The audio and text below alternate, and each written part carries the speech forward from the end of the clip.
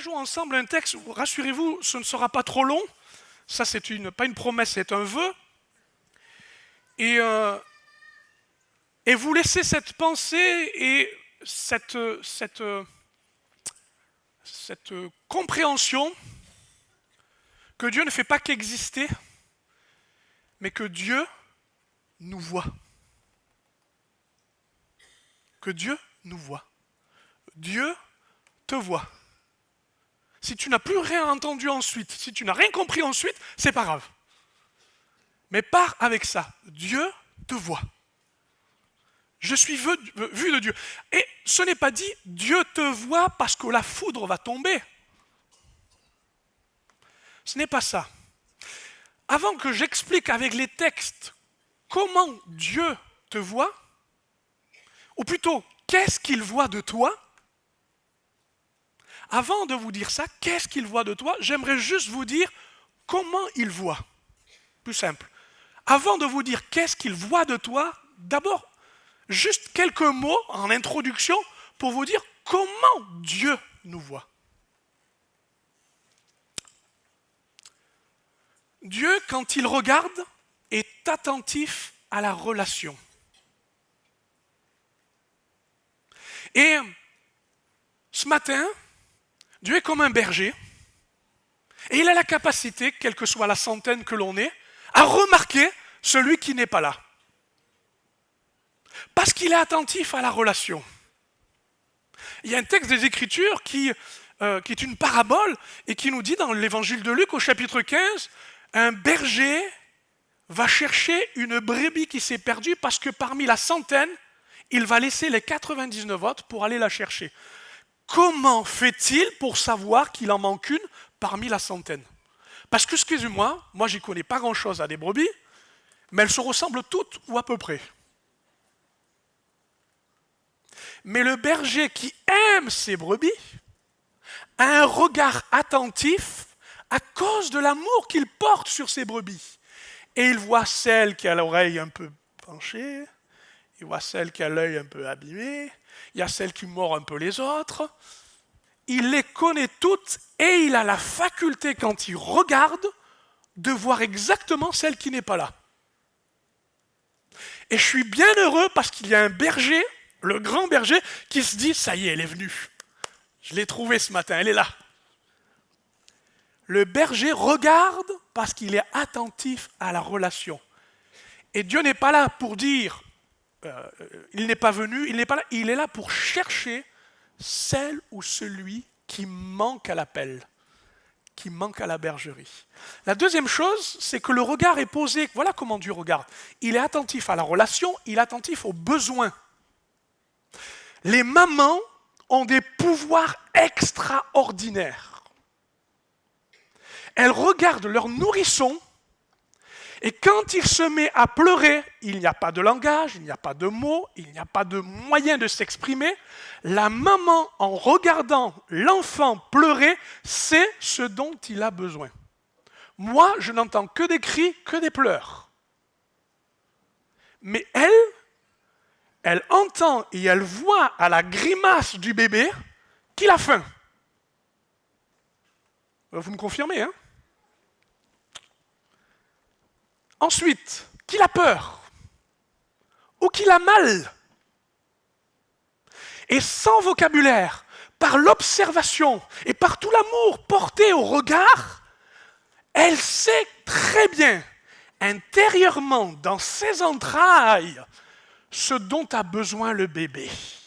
Et même cela défie la science, parce que des mamans sont capables de comprendre que l'enfant est malade alors que le médecin n'a pas encore décelé le symptôme. C'est incroyable ça. Mais Dieu a ce regard.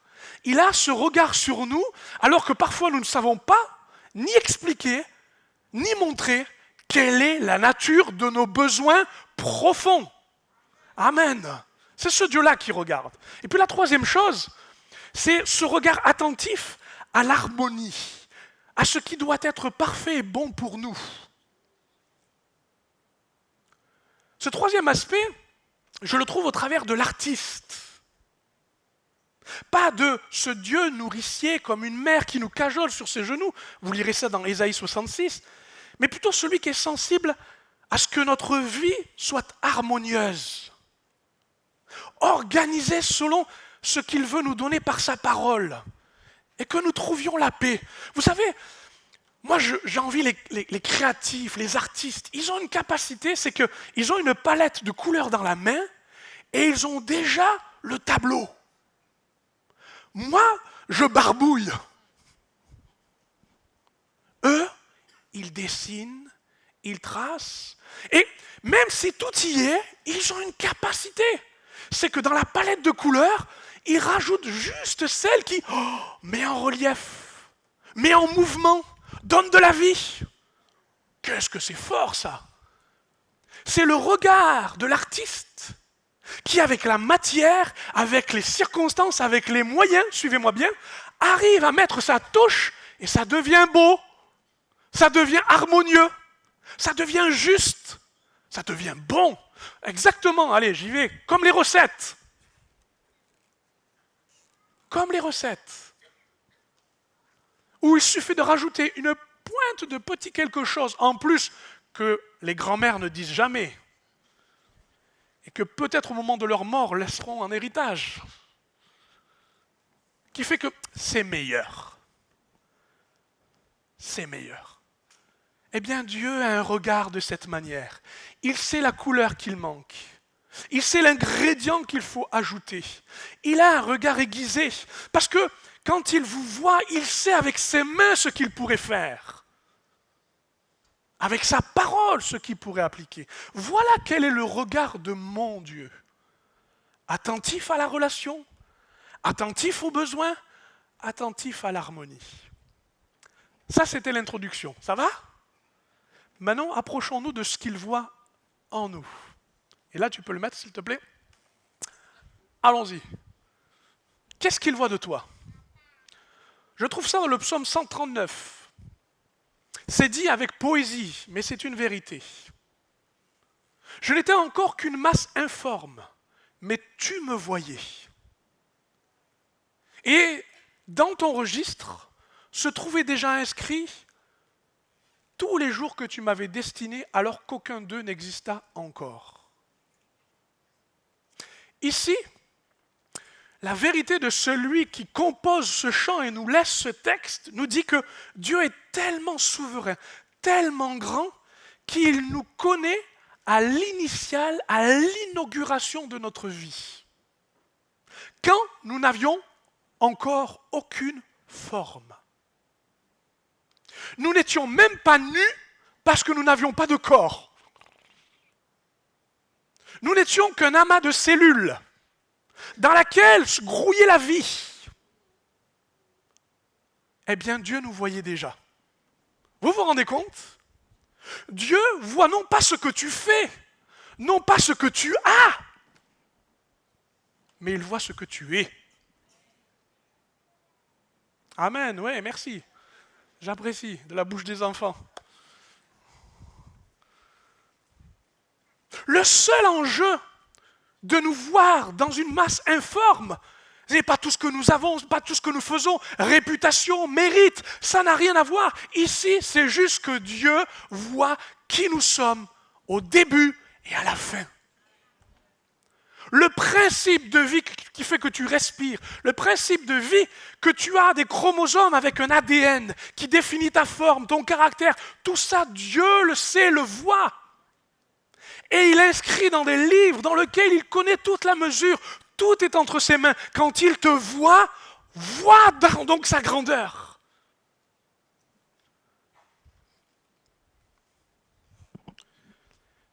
Quand le sculpteur regarde le bloc de granit, qui est mal dégrossi, qui est un bloc qui n'a aucune forme, lui, dans ses mains et dans son cœur, voit déjà l'œuvre d'art.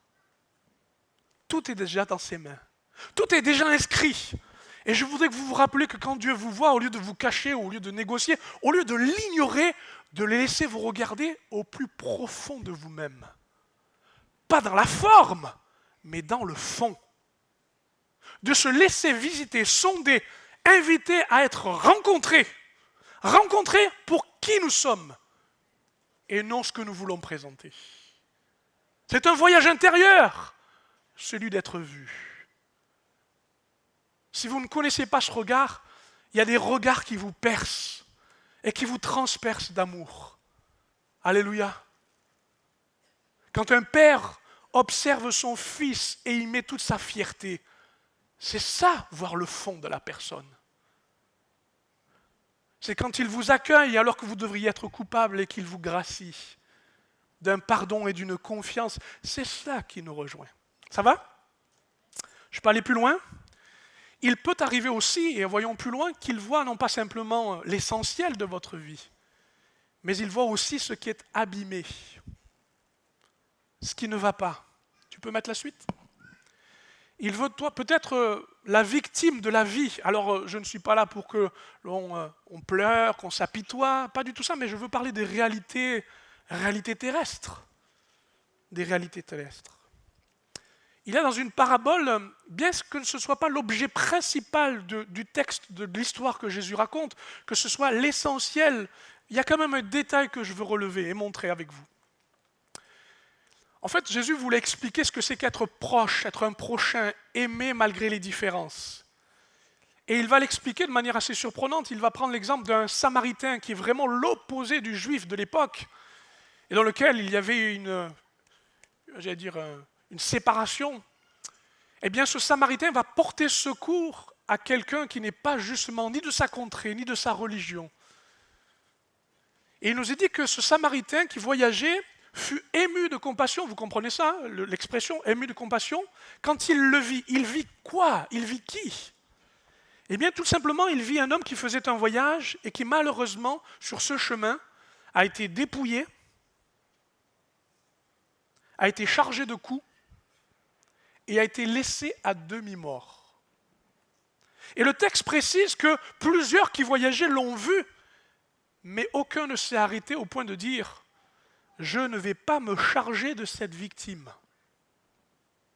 Si c'est la société qui a voulu qu'elle soit laissée à demi-mort, ce n'est pas moi qui fais faire quelque chose. Et toutes les victimes vers lesquelles je m'adresse ont ce sentiment profond que les gens souvent reculent face à la douleur et à la peine, face au fait qu'ils soient victimes ou stigmatisés, si vous préférez, remarqués pour leur chute, pour leurs blessures, pour leur malheur. Oui, ce monde dans lequel nous sommes fabrique des victimes, du rejet, de l'abandon. Nous en avons plein les écoles, plein les EHPAD, nous en avons plein les églises, plein les familles. De ce lieu où on a été dépouillé de son espérance, on a été malmené, écorché, et en fait on vit encore, chères victimes. Vous vivez encore, mais vous vivez à demi-mort. Ce n'est pas la vraie vie, ce n'est pas la vie complète, telle que le texte dit. Mais voyez-vous, le bon Samaritain a accepté de s'approcher, de prendre en charge. Je ne rentre pas dans les détails parce que ce n'est pas l'objet, mais juste vous dis, il a vu et il a été ému de compassion.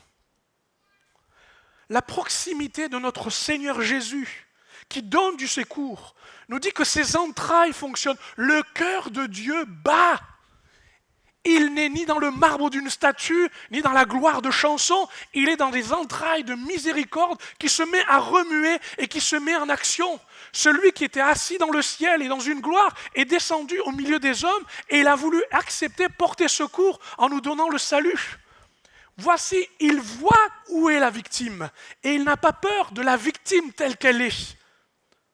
Jésus disait, les bien portants n'ont pas besoin de médecins, mais ce sont les malades qui en ont besoin. Je ne suis pas venu appeler des justes, mais des pécheurs. Des hommes et des femmes abîmés. Des hommes et des femmes dans lesquels ils sont laissés à demi-mort, et ce n'est plus dans la mort qu'ils doivent rester, mais c'est maintenant rejoindre la vie. Si vous voulez rester dans le procès que vous faites à vos parents, à vos voisins, à vos amis, rester dans la rancœur, d'être dans votre sang, d'être dépouillé, d'être privé de ça, mais est-ce qu'une colère suffira à vivre? Non. Est-ce que vous allez rester dans le désarroi qu'à chaque fois qu'une main a été tendue, elle a glissé et elle vous a quitté? Non.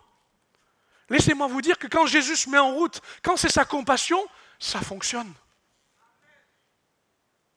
Pourquoi? Parce qu'il voit réellement et exactement où sont nos blessures. Et s'il le faut, il vous déplacera à demi-mort dans le royaume de la vie. Et moi, je suis douillé. Vous savez ce que ça veut dire, douillé? Ne me fais pas mal. Ne me touche pas. Même pas du mercurochrome, ça pique. Mais s'il le faut, il vous prendra, il vous arrachera à votre tas de victimes pour vous amener plus loin. Ça n'est pas tout. Qu'est-ce qu'il voit encore? Et je vais accélérer. Tu veux bien mettre la suite?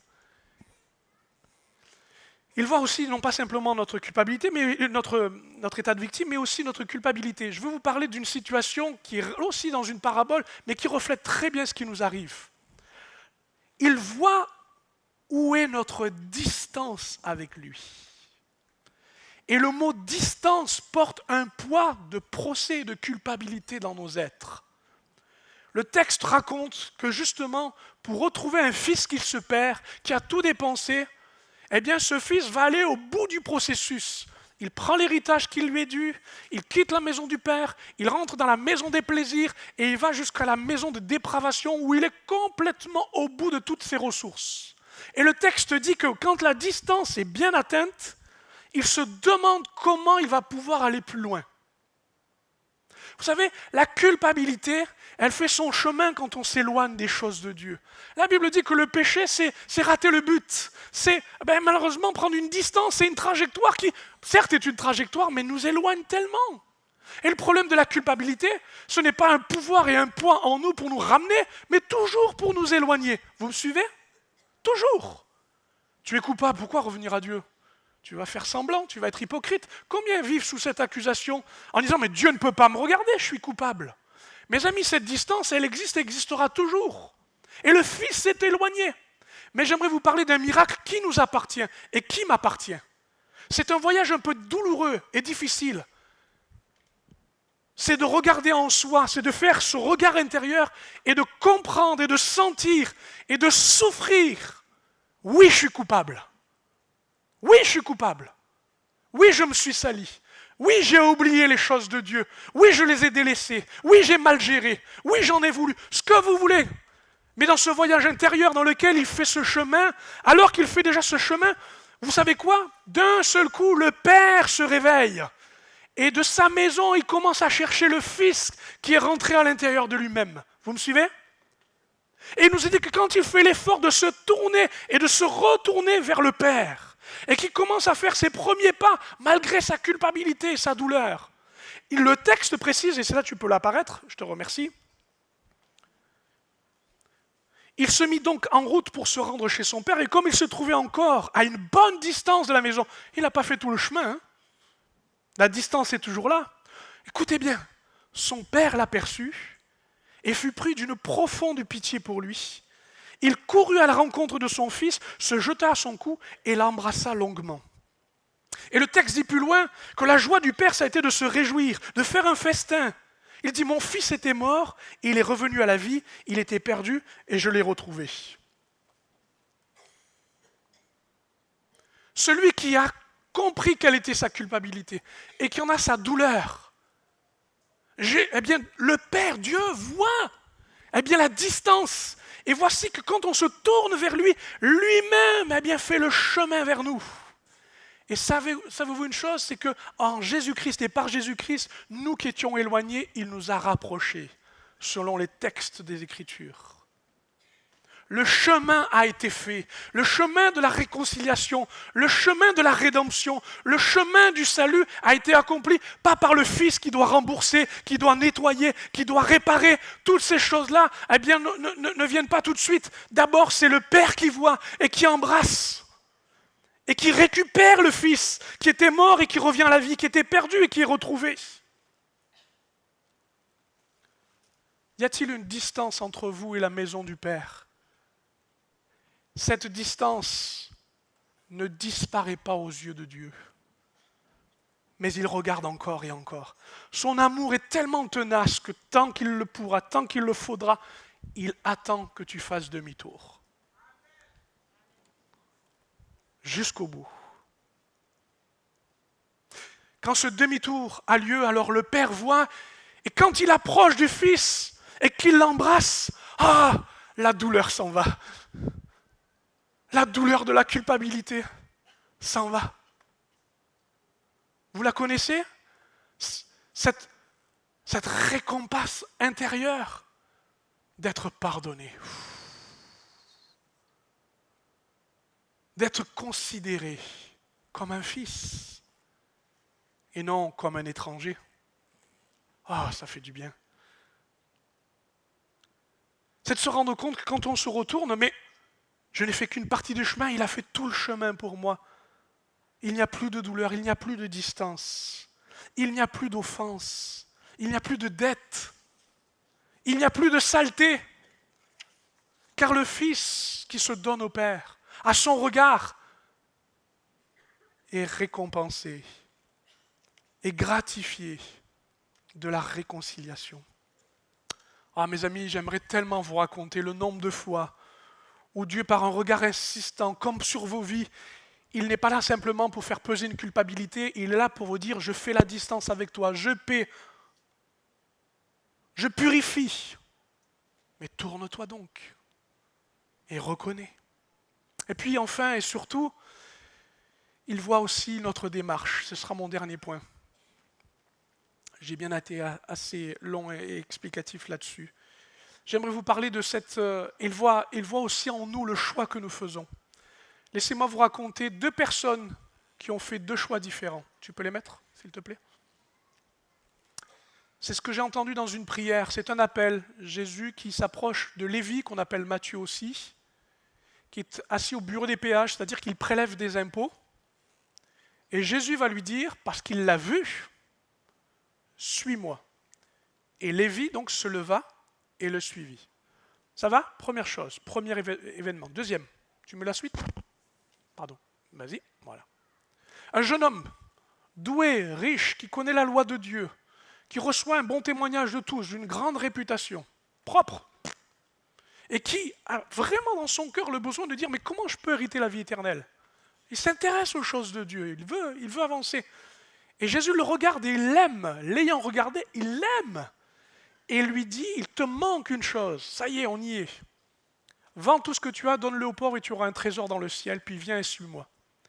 Mais affligé de cette parole, il s'en alla tout triste car il avait de grands biens. Celui qui pouvait le plus a fait le moins. Vous me suivez? Il connaissait la loi. Il avait le regard de Jésus qui l'aimait. Et en l'aimant, il lui dit, il te manque une chose, il touche du bout des doigts. Mais il n'y va pas. Parce qu'il ne fait pas le choix. Jésus voit nos démarches. Et des 2, l'un y va et le suit, l'autre n'y va pas. C'est ainsi, mes amis. J'ai beau vous dire et vous dire encore combien il vous regarde, de quelle manière il est attentif à tout ce dont je viens de vous dire.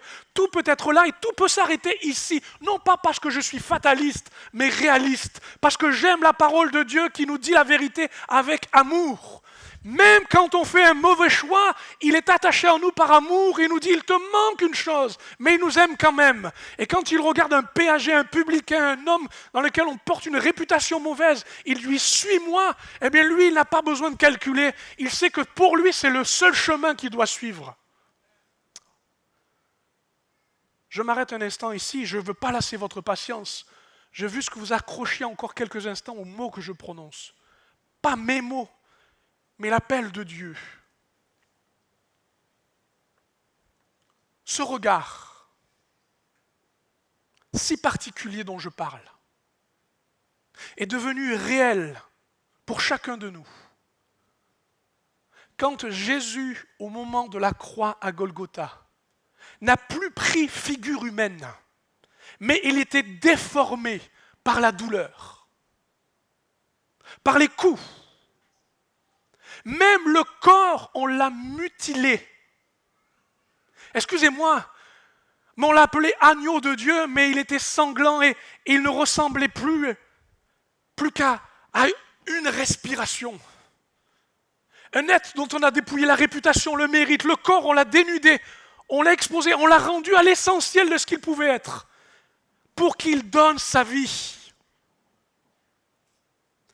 Ce que je suis en train de vous dire, c'est que la façon dont Dieu nous regarde et la façon dont il est venu au milieu de nous, et il a accepté cette condition pour qu'il soit aussi la victime, comme tu es victime. Comme il t'a vu victime, il devient victime des coups, des injustices, des reproches, du procès que tu fais intérieurement. Si tu existais, eh bien descends de la croix et fais changer les choses. Ôte le mal, enlève les catastrophes de cette injustice parce qu'on n'écoute pas le plaidoyer de son amour. Parce qu'on ne veut pas comprendre de quelle manière lui, il veut agir et comment il fait cœur après cœur, vie après vie.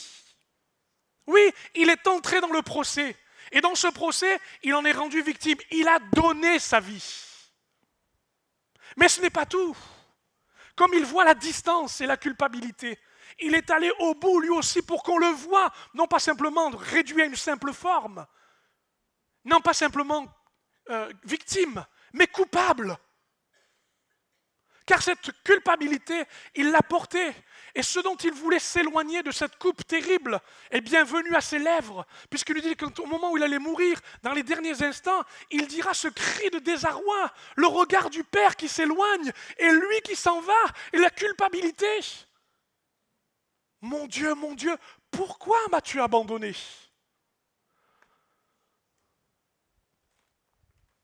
Il prend la condition d'un condamné à mort, d'un condamné. Il prend cette dimension-là pour que tu saches qu'il voit, et quand il voit, il y va. Et ce n'est pas tout. Tout comme je vous parlais d'il voit notre démarche de ce que l'on choisit ou l'on ne choisit pas, lui a choisi. Il a choisi de suivre la mission du Père et d'entrer mort, comme nous serons morts un jour, dans un tombeau.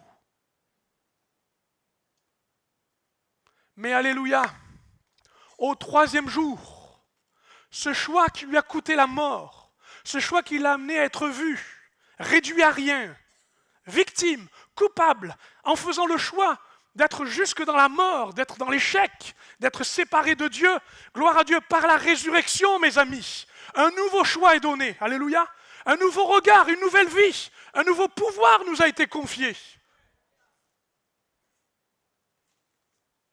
Voilà pourquoi je vous invite pour terminer à faire cette prière qui existe dans les Écritures et qui invite à ce regard qui nous a rejoints et qui se trouve toujours dans le psaume 139.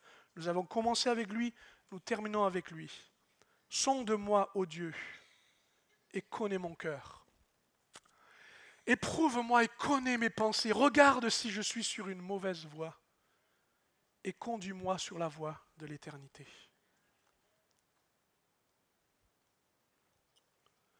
Peut-être que ces mots que je prononce ne sont pas tous cohérents pour vous, mais je crois à la présence de Dieu.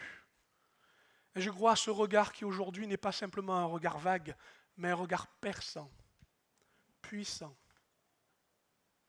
et qui nous ramène à ce qui est essentiel. Le pardon de nos péchés, le don d'une vie nouvelle, la sécurité de savoir qu'il est possible avec Dieu, même dans un mauvais choix, alors qu'il nous regarde et nous aime, de changer notre démarche et de nous tourner vers lui. Je termine, mon ami, écoute sa voix, c'est pas que la mienne. Et il se répète de prédicateur en prédicateur, d'église en église, de témoin en témoin. C'est une voix qui se fait entendre et qui se fait encore entendre. Entends-la, s'il te plaît. Suis ses pas.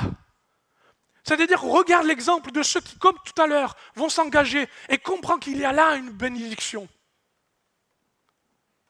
Suis-le. On peut fermer nos yeux, vous voulez bien ? Et je vous remercie d'être aussi attentifs.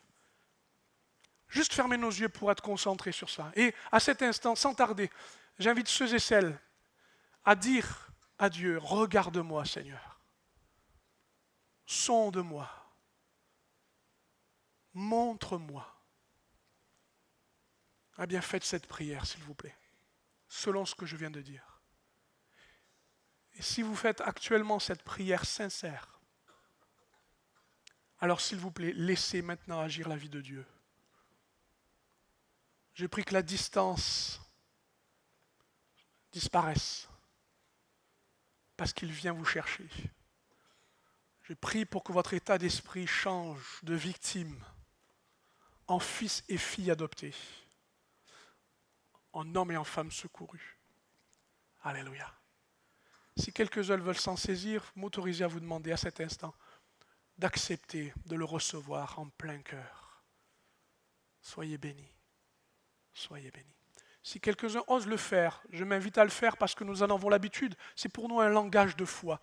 Vous souhaitez simplement vous signaler devant Dieu, ce n'est pas devant les hommes, devant Dieu. Vous levez votre main comme un signe de décision. Amen. À vous qui le faites. Oui, vous avez eu raison de le faire. Bravo.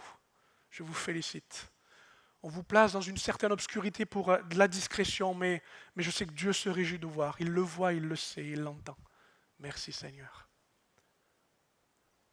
Merci notre Dieu. Je me réjouis, mon Dieu, et te bénis pour ce que nous venons de traverser. Un message qui nous rejoint et nous touche. Merci. Merci pour les fils et les filles que tu rassembles, de ce que tu vois, dans leurs besoins. Seigneur, merci pour ce que tu vas accomplir. En Jésus-Christ, je prie maintenant que le pardon exécute son processus et que la grâce de Dieu maintenant enlève, mon Dieu, tout ce qui dans la balance n'a rien à voir et se place dans leur vie. La joie de savoir que l'on est aimé, secouru et entendu de Dieu. Pardonne, réconcilie, restaure, mais que l'œuvre du salut soit complète au nom de Jésus. Amen. Amen. Que le nom du Seigneur soit béni. Merci d'avoir prêté ces moments et votre attention à cela. Ils attendent ça depuis un bon moment. Je me dis, mais quand est-ce que ça va arriver? Et ça arrive. On va passer au moment des baptêmes, vous voulez bien?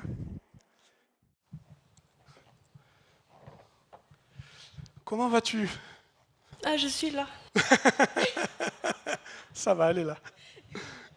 Est-ce que tu veux nous dire quelques mots pour te présenter? Oui, je m'appelle Abigail Hans, du coup. J'ai 17 ans, je suis en terminale générale. Et voilà. Vas-y, continue. Ok. Du coup, je suis née dans une famille chrétienne. Donc, dès petit, chaque dimanche, on va à l'église, les réunions de prière. Mon papa était pasteur, donc forcément, ça jouait aussi. Et puis, dès petite, j'aimais les louanges, j'aimais chanter, j'aimais le Seigneur vraiment dès petite. Et ça s'est vu. Et à l'âge de 11 ans, j'ai reconnu que j'étais pécheur et qu'il y avait un Dieu qui était au centre de ma vie et que donc à 11 ans, pendant un camp une colonie, j'ai donné ma vie au Seigneur publiquement, donc c'était un peu officiellement quoi. Et cette même année, c'était en 2019 du coup, il n'y a pas trop longtemps. Et la même année, à la Pentecôte, j'ai été baptisée du Saint-Esprit, donc tout ce qui est parlé en langue, voilà. Et c'est à ce moment-là que vraiment, je me suis rapprochée du Seigneur, que je sentais ce sentiment que j'avais besoin de lui et je recherchais sa face. Est-ce que tu peux m'expliquer plus précisément qu'est-ce qui fait que tu en arrivé à la décision du baptême? Est-ce que dans les difficultés traversées et puis maintenant où tu en es? Oui. Alors, tout a commencé, c'était en 2021, 2021, pardon, où on a dû quitter le Sénégal, qu'on était resté là-bas pendant 6 ans, et que pour moi c'était un déchirement total.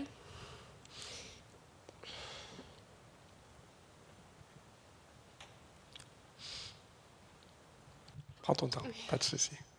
On a tout le temps, n'est-ce pas? Ben voilà, on a le temps. Parce que pour moi, c'était la maison là-bas, j'avais les amis, j'avais la famille, je connaissais quoi. Et puis, c'était bien d'abord parce qu'on restait en Afrique de l'Ouest, on allait au Togo. Déjà, c'était mieux parce que pour moi, là, c'était hors de question de rentrer en France. Je ne voulais pas. Encore aujourd'hui, je sais pas. Oui, du coup, en 2021. Et Et ce déchirement, ça a éprouvé ma foi.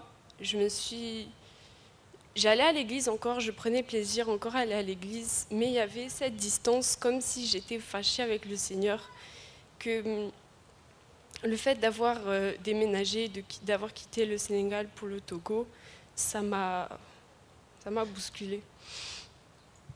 Et donc pendant 3 ans, j'étais perdue, voilà.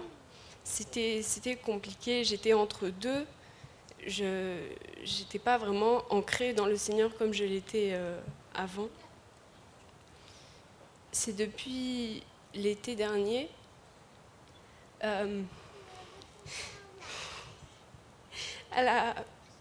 la colonie de Béziers. Ils sont là aujourd'hui.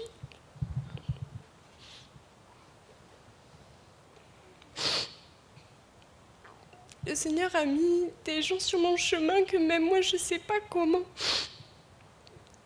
Vraiment, le Seigneur a mis des gens qui m'ont aidée, qui m'ont relevée, qui encore aujourd'hui sont à côté de moi.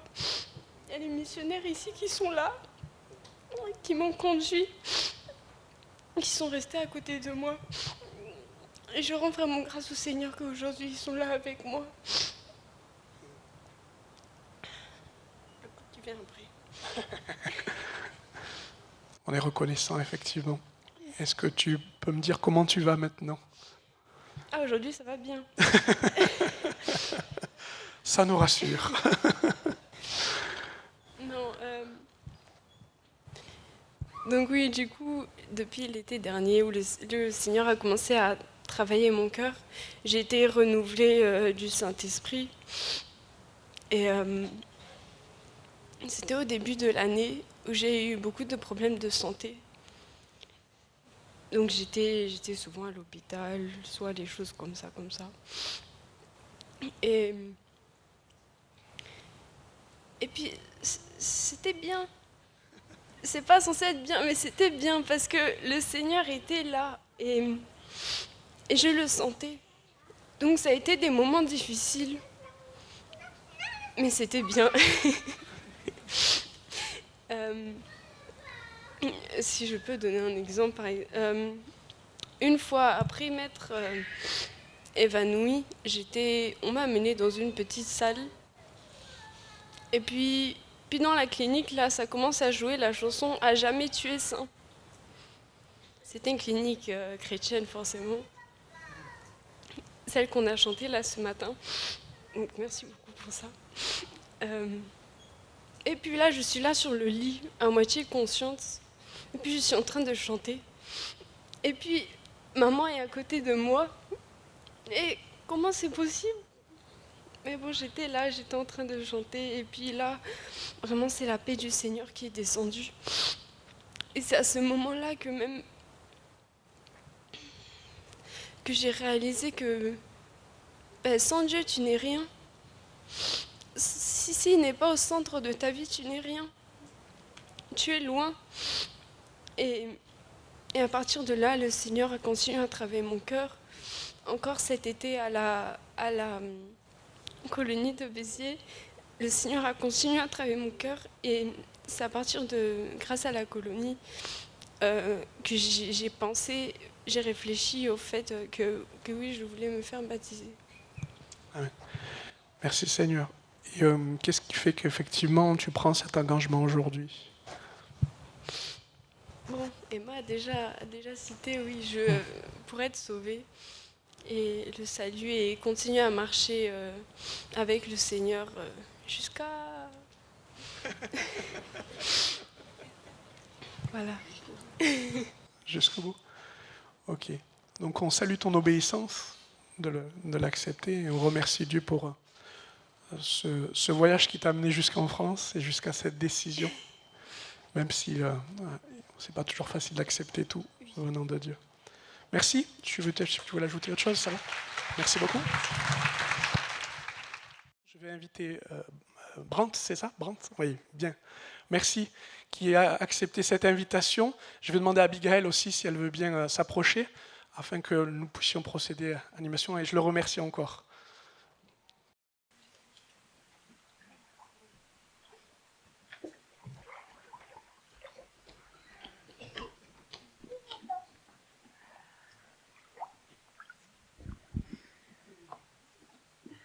Abby, do you believe that Jesus is the Son of God?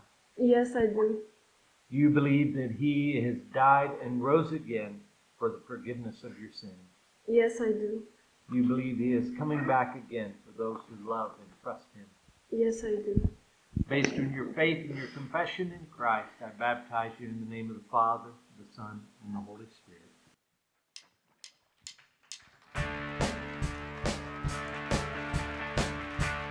Libéré, racheté, délivré, pardonné, je vivrai désormais pour toi. Libéré, racheté, délivré, pardonné, je vivrai désormais pour toi. Et voilà, Blandine, allons-y. Bien Blandine, est-ce que tu peux nous dire en quelques mots voilà, qui tu es?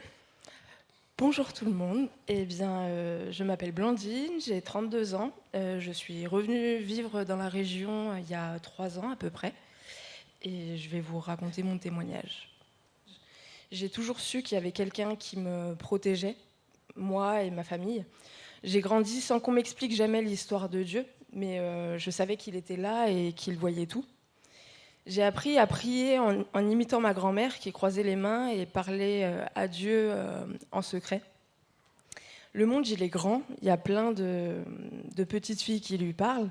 Alors je dois lui dire qui je suis, sinon mes prières, elles ne marcheront pas. Donc le soir, je me cache sous la couette, je ferme les yeux et je lui donne toutes mes adresses, le numéro de téléphone, le fixe de mes parents, le nom de mes ancêtres. Je peux vous dire que c'est très très long, parce qu'à 30 ans, on a plein d'adresses. J'étais cette petite fille hyper active, solaire, gentille, un vrai petit clown. Enfin, c'est ce que les autres disaient de moi. À l'école, j'ai vu des choses qui m'ont fait beaucoup de mal. J'ai vu du harcèlement, de la moquerie. Moi-même, on m'a tabassée quand j'étais en primaire.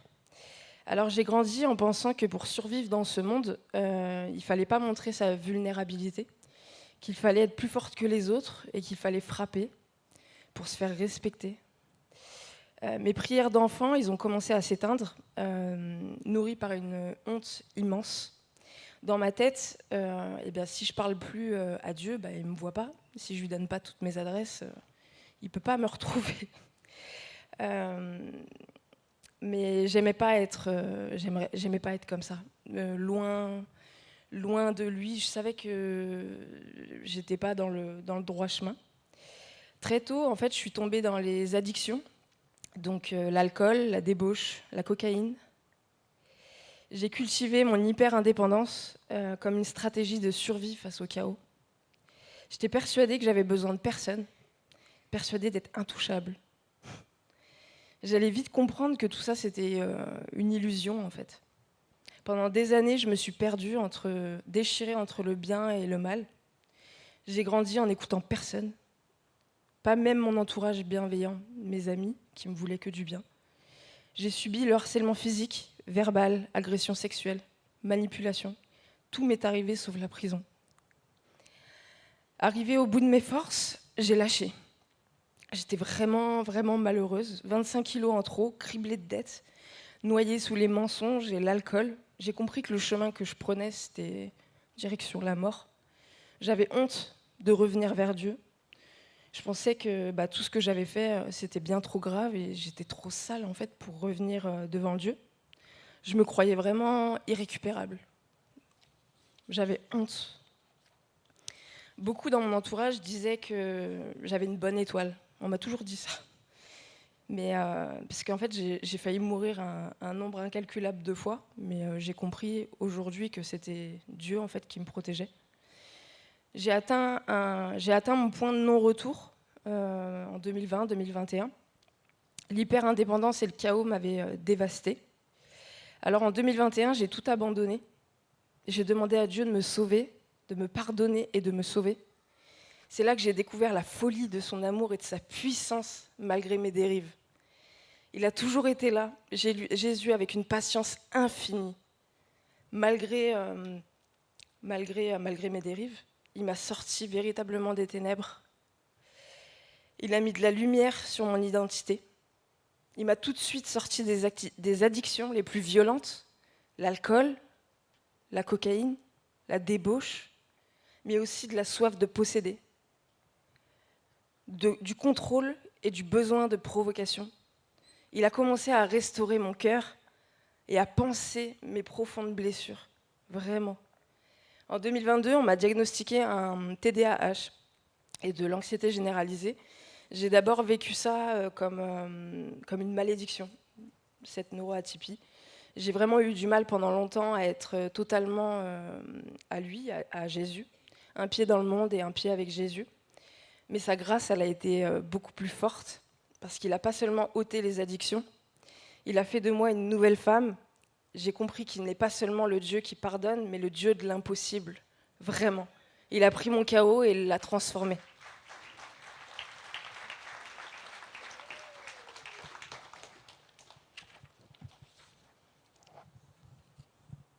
Est-ce que tu veux parler de ce qui t'amène à t'engager pour le baptême? De dire quelques mots? Il y avait ce qui avait changé. Pardon, ce qui avait changé, oui. J'oublie une étape. Aujourd'hui, alors qu'est-ce qui a changé dans ma vie? Aujourd'hui, ma vie est la preuve qu'il est le Dieu de l'impossible, celui qui rachète et qui restaure les cœurs malades. Il m'a montré la véritable définition de l'amour, celui d'un père inconditionnel envers son enfant. J'ai compris ce qu'était réellement la grâce, et il n'y a pas longtemps. Il m'aimait hier, même dans le chaos. Il m'aime aujourd'hui, et il m'aimera toujours de la même manière demain. J'ai vu une succession de miracles, traversant des déserts, des épreuves que je ne comprenais pas, mais il a tenu et il tient toujours ses promesses, en fait. Ce miracle s'est aussi manifesté dans la communauté. Il m'a conduite dans cette église, me donnant les frères et sœurs en Christ pour lesquels j'avais tant prié. Bisous Anna. Herbert. J'ai longtemps souffert de me sentir différente, vraiment. Mais aujourd'hui, j'arrête de me battre contre moi-même et je lâche ce besoin de performer pour lui plaire. J'ai réalisé que je ne suis pas une erreur. Il m'a créée ainsi, imparfaite, avec mes particularités pour un but précis. Aujourd'hui, j'apprends à lâcher le contrôle et à lui remettre toutes mes inquiétudes. Je reconnais ma vulnérabilité et ma totale dépendance à Christ, parce que mon avenir est entre ses mains. Je sais que je suis en sécurité et j'apprends à vivre dans la douceur et la confiance. Il reconstruit mon identité en Christ et c'est doux. C'est bon, on peut parler de ta décision? Oui. Allons-y alors. Aujourd'hui, je prends ce baptême car je suis celle que Christ a sauvée et qu'il utilise pour montrer qu'il est le Dieu de l'impossible, celui qui répond vraiment à celui qui le cherche sincèrement. Jésus, il a mis un terme radical aux œuvres du diable dans ma vie. Par son autorité, toutes les chaînes sont brisées.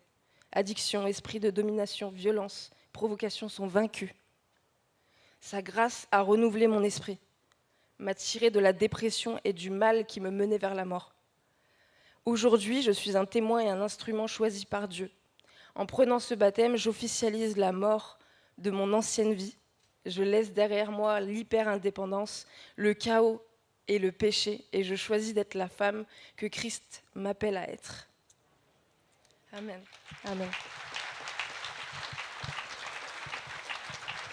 Est-ce que tu veux partager aussi quelques mots de conclusion et une invitation? Oui. Merci Jésus de m'avoir sauvée.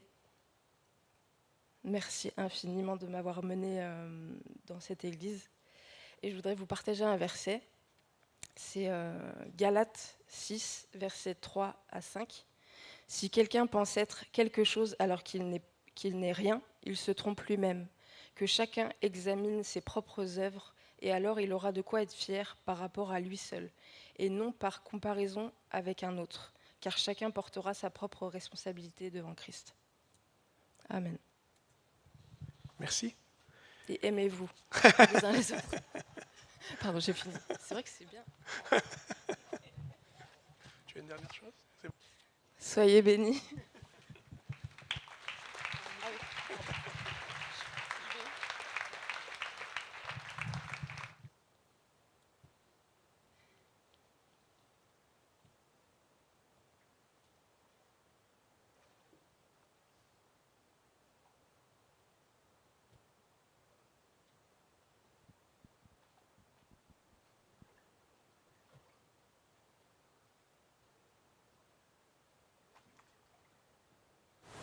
Voilà, Blandine, est-ce que tu crois que Jésus-Christ est réellement pour toi le Fils de Dieu?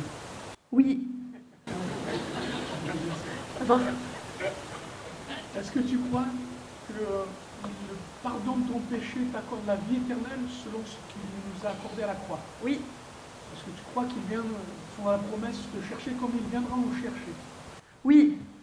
Alors, sur ta confession de foi, nous te baptisons au nom du Père, du Fils et du Saint-Esprit.